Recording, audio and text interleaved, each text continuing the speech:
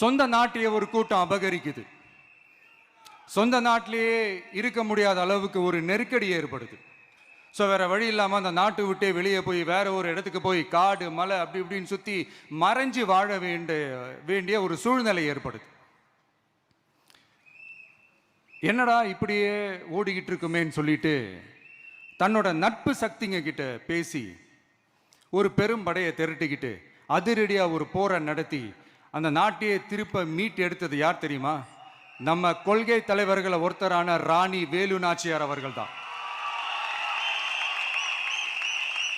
அவங்களுக்கு அந்த நட்பு சக்தியா கூட இருந்து உழைச்சது சின்ன மருது, பெரிய மருது, சையது, கார்கின்னு சொல்லிட்டு அந்த 3 பேரும் தான்.